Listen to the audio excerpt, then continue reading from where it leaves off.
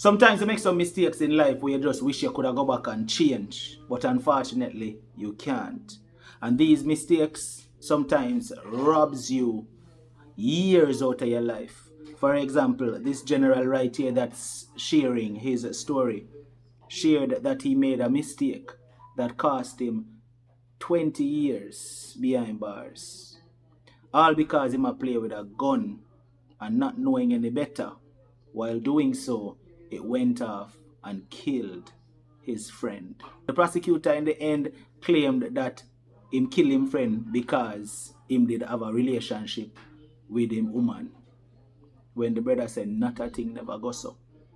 Family, take a listen to this one that was shared on Unstoppable Live. I grew up in a well disciplined and Christian home, a family of eight, four boys and two girls. I grew up to respect others and to have manners to everybody. I'm the fourth of the six. Anyway, I grew up and got through school in Rallington Town Primary School. I wasn't successful in my common entrance. I did not pass, so I ended up enrolled in Norman Garner Early School. I was not successful also in the grade 9 achievement test. However, during those times, I was enrolled in the church. Normally, I attend the way I love church. Basically, well, I think I love the music more. A three church me attend. One started from 8 to 10, the other from 11 to 2, and then the other from 7 to 9. Going through church but don't understand God, it was very challenging, very, very challenging. Knowing that you grow with certain morals and certain respect, things just didn't work out as how I grew up.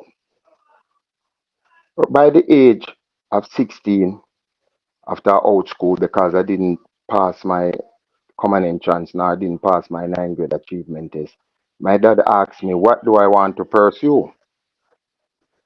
Basically, in 1992, them time, the people love mechanic and people in a mechanic because the money being it, and I believe is that me want to get into, but at that time is music I love.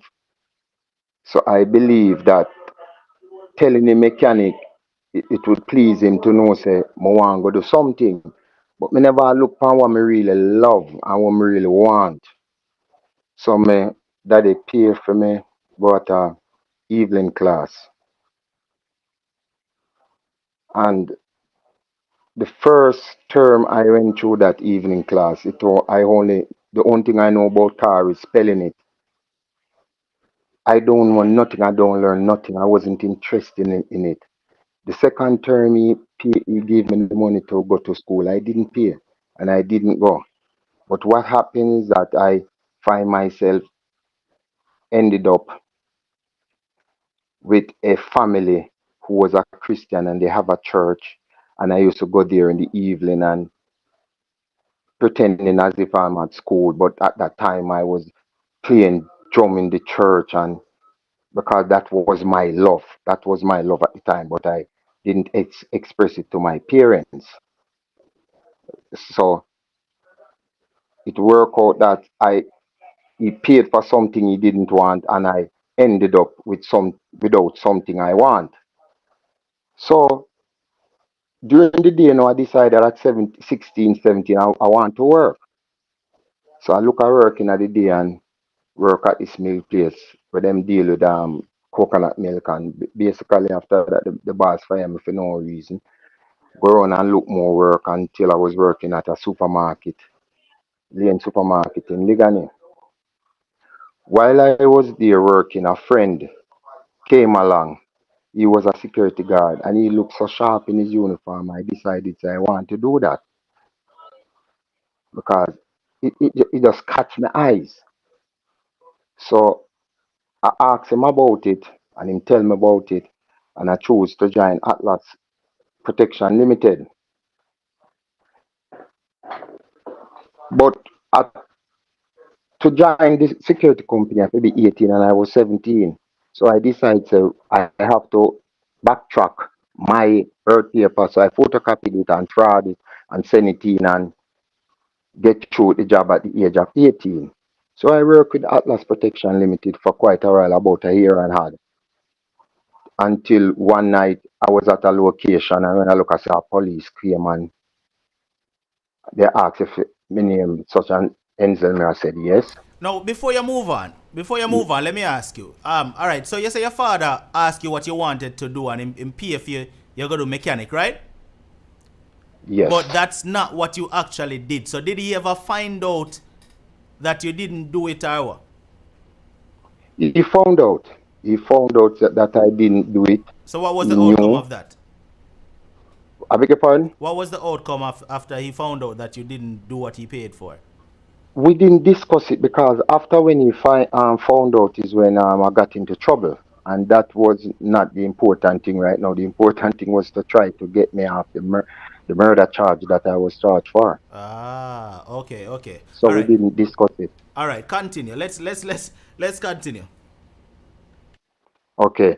So I was brought to the police station and they questioned me. Said I put 2,000 pounds of ganja into the container. I said I don't know nothing about that. So they locked me up for the night, and the morning my father came and he bailed me, and well, not literally bailed me. They released me saying that there's no evidence and I was not linked to it. So cut a long story short, now I went back to get my job as a at the security company, and they fired me. I didn't know why I did. I tried to get answer. Nobody not telling me anything. So I decided to join another security work. When I went to that security company, the manager, she said to me, a young youth like you, why you have the security work? Go to school and empower yourself and find and get a better career. But I was insisted to be a security to join the work because in a sense I did get to love it. So I continue and just pursue it and get through. And I was there now working, get through as a security. So while I'm working as a security now, they located me at a location in Ligani, somewhere in Uptown here, Lane Supermarket, Ligani.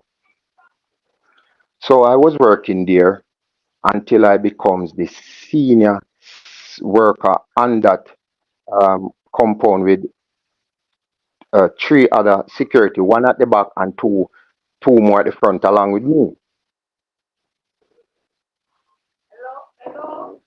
Sorry, I can't talk to you now. Yeah. So what happened now is that while I was there working, there was another security company at another location on the plaza that the security company has a contract for.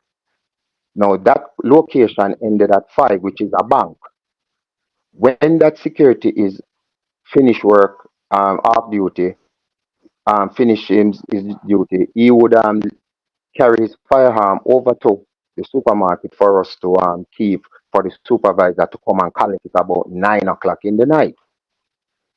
There was an armed guard already in the supermarket. His concern was that he no want to have two firearms on him, and what happened that anything can happen, we lose two. So he let one of us keep it, whether the other security or myself. Now this time, this date, it was December 1993. December 1993. Now, this fortnight work, this week of work will eventually give me my fortnight pay for the Christmas. So I was trying to earn some extra money, get some extra hours so that I could have some money for the Christmas. Unfortunately, on December the 1st, now, when I have got the firearm, I was to leave. I plan to leave 6 o'clock. So I will leave my that abandon that duty before 9. So this other security worked around the back. I intend to give him the hand over the firearm to him, and then we and him discuss what we're going to tell the supervisor if the supervisor come and answer me, because I don't want to lose any hours. So he was trying to back up for his squaddy.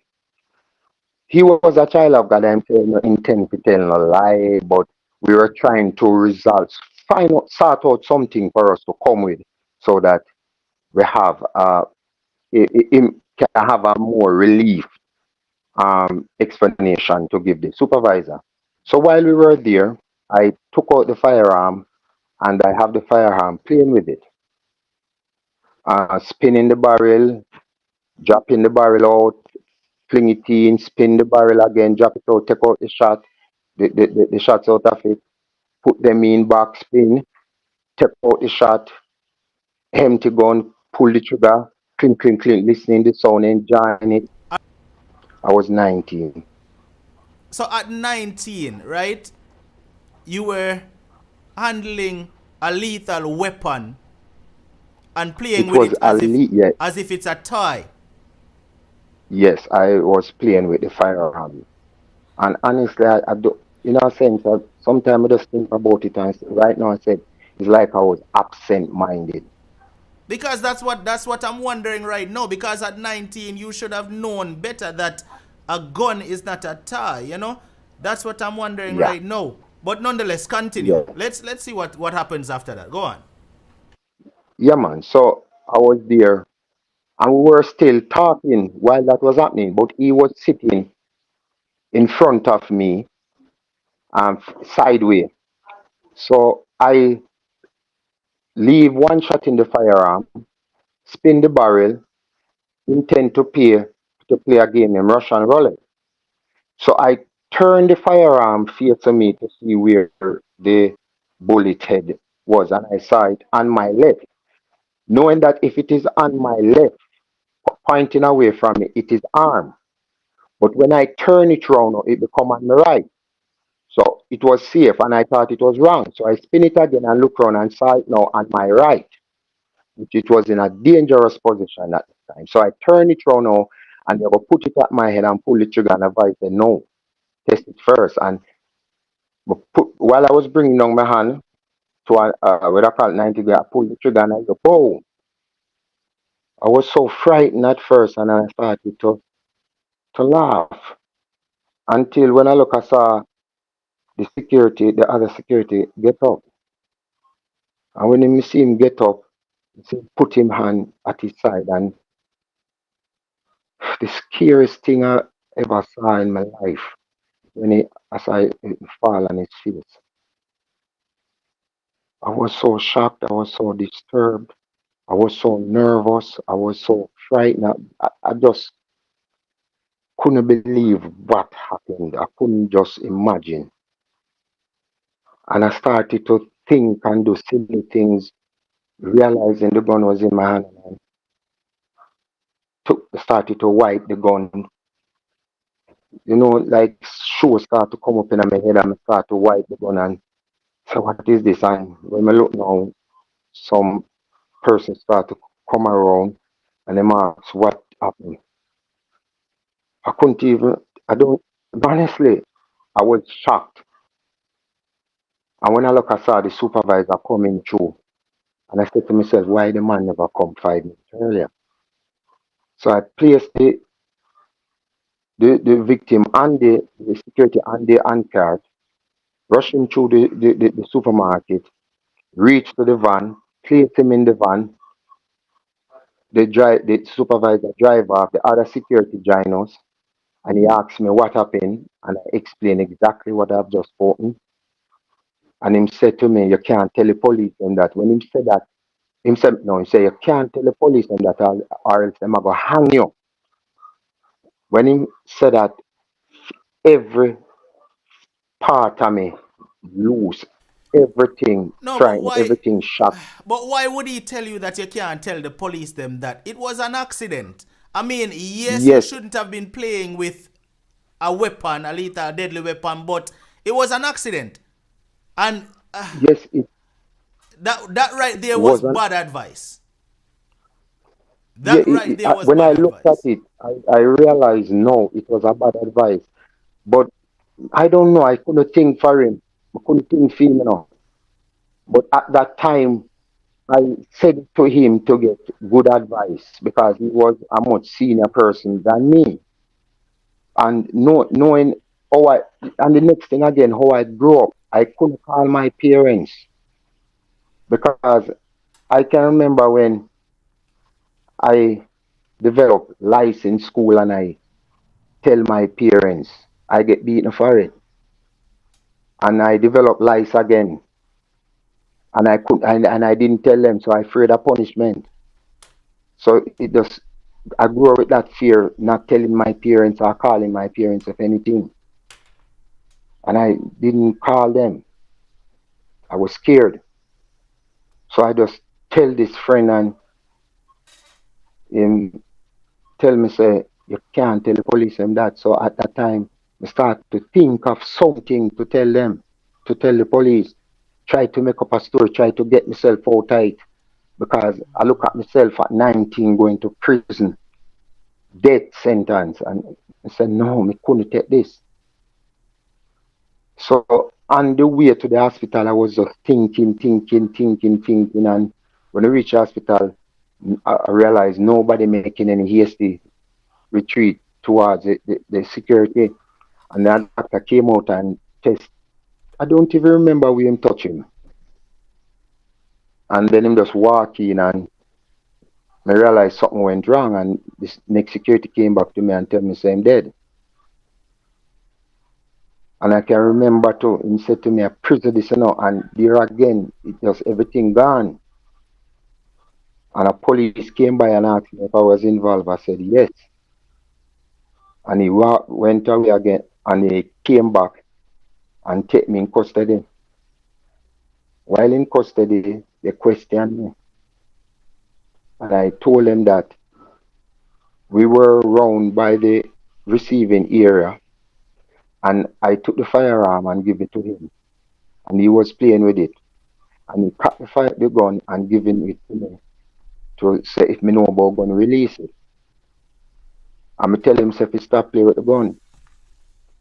And him still insists. And by the time I goes up to take it, me hear the explosion. So the police said to me, that no sound add up. I must tell him the truth. But as me say, me just couldn't tell him the truth because of the fear of being hanged. And me never understand the system. I wasn't a criminal. I was just doing my work and want to achieve something in life. And the whole dream and goal for me at the time was to join the army because at that time I have an application in the army and they send and tell me that the next recruitment I'm going to call me. And just as that happened, let me get that letter. This happened. And I want to join the army and go in the Air Force and become a pilot. That was my dream. Even although I love the music. Anyway, it seems like to me God have a different even plan in my life because I didn't even go into church. I didn't understand God. Because when the incident happened, I was charged for murder. Yes, I got bail. I got bail. And when I got bail, I visit one of the churches I used to attend and tell him what happened, and him said me need to baptize and serve God, and I baptized believing that baptism would save me.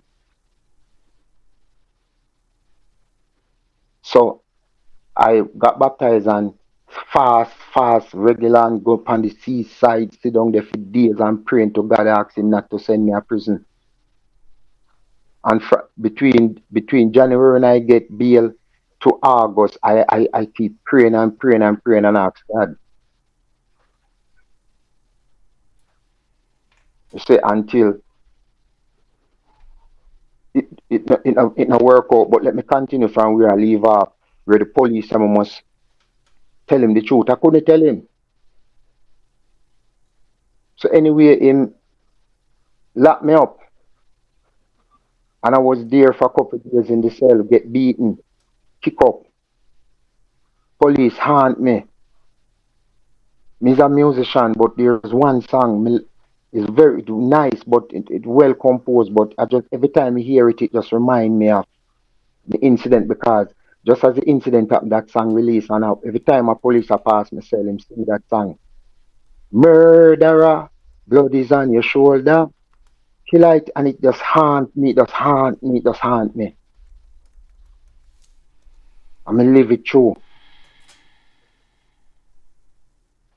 Anyway, me get bail. Father bail me. Sure, I think it was $350,000 bail.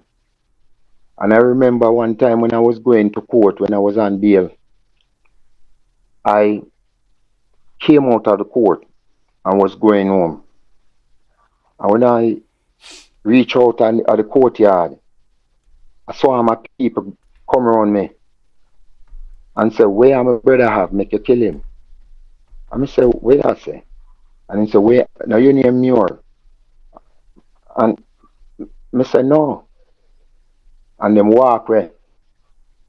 I'm walk from there so in a fear go on my yard.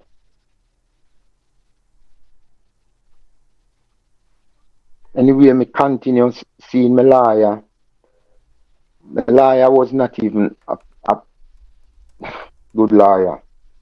Because I tell him the same story. He could have even sit with me as a young youth and explain to me. But I don't blame him. I have to blame myself first.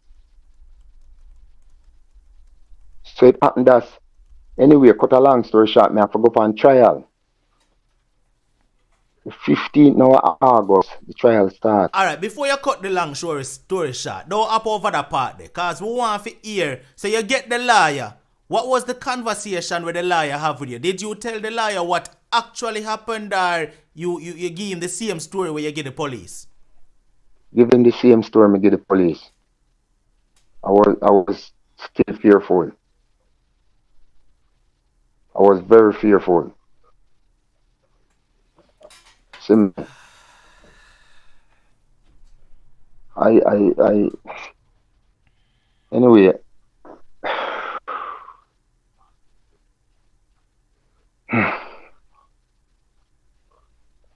Sorry about that. It's cool, my brother. It's cool. I understand. I am quite sure this talking about this right now. It's taking you back there in that moment. So Yeah. it's totally understandable, my brother.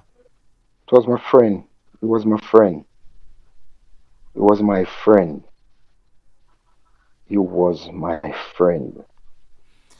Yeah. So they took my bail because the trial was about to proceed. So the first day of trial, they sought out the juries, and I was there dressed like a Christian, and I was in the dock there, and the jury I believe was very. It was a very split jury. I think it was 7 male and 5 female. Anyway, the trial can go through. How do you plea not guilty? The lawyer said I must plead not guilty. Now, the charge was I was charged for non-capital murder, um, which I can get a maximum sentence to life imprisonment with specification for parole. So they asked me, how do I plead? I plead not guilty. Okay. Now the prosecution case is that I killed the man, the security for his wife, for his girlfriend. I said to my lawyer, I said, look here, I don't even know the man's wife. So if you could call the wife as a witness, understand, and ask if you know me, then possible it would show that the prosecution case is weak. He did not follow through with it, and I believe that is a critical point. That was a that is a critical point. Where them concoct that story from? Where them get that from? I don't know. I cannot tell. I know that the prosecution has to have a case. He has to have a case, and that is his case. A matter of fact, the prosecutor has to present a motive, and that is his motive. And my defense was to um, challenge the motive, which he didn't. Okay, so it leaves the prosecution case stronger. Okay, so anyway, the trial proceeded. The police give his statement, and some of it I don't even remember because most lies are thing I don't can remember, and most of what he tell is lie. Said that um I shoot the man for because we did have a dispute before. We did not have a dispute. We did never. We were friends. We were co-worker. So I didn't know even that. But what I understand, the real intention was to get me convicted, because me getting convicted, it would be a responsibility, and the responsibility fall on someone instead the company paying out a bag of money, because they didn't provide a lawyer to help me and defend me. They provide a lawyer to see that I'm convicted. So I was against what I call the odds. Anyway, the trial proceeded, and then it was time for me now to go into the prison. There was when fear came upon me. Don't move so fast. Don't move so fast. If you can remember, and I'm quite sure When I what? I'm quite sure this is something you can remember. On the court day, right? On the court day, what did the judge say? What was the verdict? Come in, because all right, you lied to the police. How did they figure out that you lied? What did they do? How them know so you never tell the truth? Yeah, I was coming to that, but that those happening took place the next trial day. Okay. So what happened is when I was that first night now, that first trial day, when and the trial continued, I have to go in the prison now and come back the next day. So that was when now I first enter the prison. The fear of the gate when it opened, and I saw so many faces looking the direction where I am. Later I found out that their eyes was just looking to see the outside and see a woman. And at that time the prison was not unlocked. When I went and they received me, and I looked both sides, left and right, I saw a section about 40 meters. Both sections is about 40 meters. And in front of on this corridor is pure slippers and shoes. So I was wondering where was the inmates, until I heard a loud sound said hand lock. And then I saw officers came on the block and pull a door and then draw a break. And when, look here, the sight I've seen, that it scared me. If you came on as park, how the horse them fly through the gate, that is exactly how you see up to 6 inmates coming out of a 5 by 8 feet cell. Now I soon talk about the cell condition, but I really want to talk about the court and and Henry there, and then the prison because the court is just 5 days, 4 to 5 days, 4 to 5 days trial. Anyway, you ask a question, how they know that I was telling a lie? How they know is that the ballistic report shows that it shows a burn on his arm. Okay, so it indicates that his hands must be by his side, which indeed he was correct. So he said, therefore, it could be impossible for him his hand to be stretched out as I indicated in my statement, because it means that the person would be firing the shot from in the ear. So my alibi was definitely thrown out. Everything went dead there for me until the jury go and deliberate, came out, couldn't reach a verdict, and they went inside. And this time I watched every jury came out one by one, and the only one look on me as she see me looking at her. She took off her hat in quickly, and my heart started to beat like drum until they asked, "Have you reached a verdict?" And the verdict was guilty. Everything there so shattered. The most important thing what come to me at the time to was I'm going to lose a girl I'm in love with. Not even the verdict is after all those time. The reality comes, and I realized I lost more than my freedom. I lost everything. Anyway, the judge in his sentencing said to me, Mr. Miller, based on what he analyzed, the whole thing seems like an accident. However, this was tried on murder and have to proceed, have to go by law. I therefore have leniency on you and sentence you to life imprisonment, 20 years before parole. 1994, the 18th of December, the 18th of August, I received that sentence. I did the calculation immediately after he gave me that sentence, and I was looking at 2014.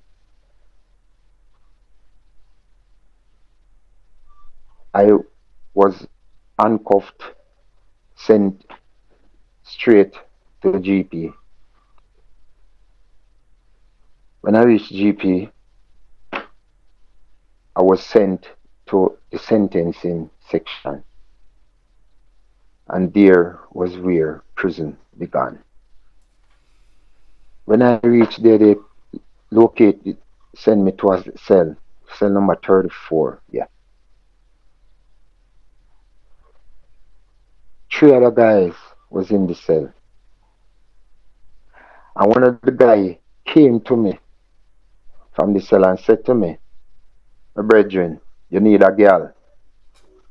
Honestly, at the time, I think that yes, at least there's some comfort. But I was looking around and I said, "But I don't see no other girl." Only to see that he led me to a bucket and say, "See a girl there." And I have to take that and go on my cell.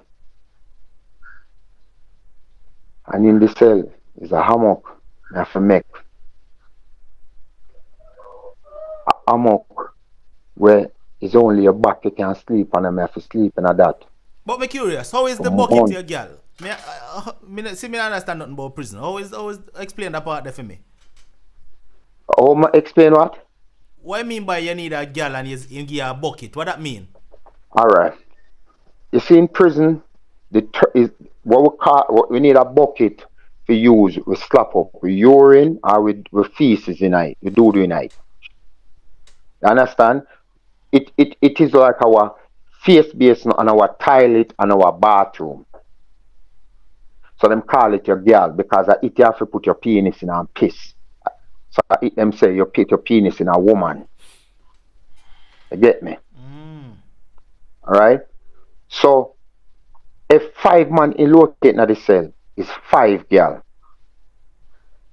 Each man of them girl. And you can't touch a man girl. And you can't make a girl bounce another man girl. Else you bow. You groans. And possibly that cause for you and a man fight and possibly cause for one dead. Because a man a go say your grounds me out. Now my sentence, I may have to live with this one for your grounds out. Your grounds out. If you have 15 years, your grounds out for 15 years. Man not eat from you. Man not smoke from you. You can't locate. You might have to locate down the grounds as well. Or you go a special go locate. Special where them keep the batty man them. The homosexuals, should say. See me? And for that, when me the first night of my cell, I was bitter, I was angry with God. I was angry, very angry, and that angriness cost me almost over 4 years being angry with him. And during that angriness, I was always hearing, which is true, put down the gun. Put down the gun. So my first night, it was a sleepless night. I couldn't sleep. My head hurt me, I cry. I started to think, my mind, I believe me shame people, I believe me shame friends. Me disappointed. Me start to try to replay back time. Me try to think of everything to recover back everything. And it can't recover. When me go there, the prisoner them we do we get life sentence them. One thing, them come around you, find out too much sentence you do, you get, and when you tell them, you say, hear this now, youth. You see, behind the wall out there, so, you don't know out there, so. If you keep your mind out there, so, you go mad. See your world you now. You have to think about your in your soul. You have to think about where you have to go out. Them said to me, I and your ears are in prison. If you see something, you keep it, you see it, you hear something, you not chat. Even if one beat you till you are dead, you can't chat. You have to hold that. So the best thing with me try to do is not see. Best thing to me that me just try to not go in and when me see no crew and them thing there. And the best one of the best thing in prison have less friends. So me no want to know things. The first time me see a cell phone in prison, me hold me it straight right, me not see it. Cause if a man lose it, say how hour after the hour, then I go say, who see me phone? Hey, the one such a Christian did see me phone, you see me? And then I you that in a trouble.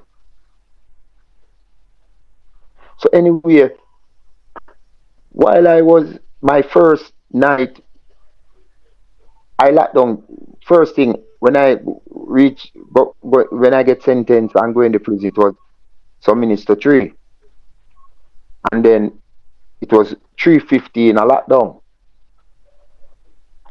So when the place start to shake and them say, yo, at 3:15 or lockdown, and me say food come. The first food I see come on the tray is kidney. I tell you, could I use a kidney there and put in a slingshot and kill a junker? And the smell of it, you can't inhale it. A black, the more seasoned upon it, a black pepper. And you have to eat that. You have to get that. You never have nothing, no food. Just go there. When I go there, prisoner them, a matter of fact, when I go there, when I reach inside, prisoner them say, you don't have no money. Then for fork out every money I may have give them. We can't buy nothing. Because I fear everything come over me. First set a man me locate with one charge for shooting, one charge for rape, one charge for murder.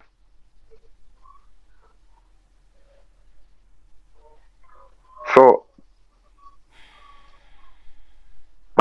my first night and well at 3:15 we lock down, me have to lock down. So when me lock down, me ask them, so tell me something, when are the next unlock?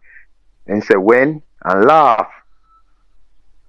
And then one of the guy in the cell say 9 o'clock a morning. So when we have to lock, when we lock down with a bottle of water, one thing though you can't lock down without water and your girl.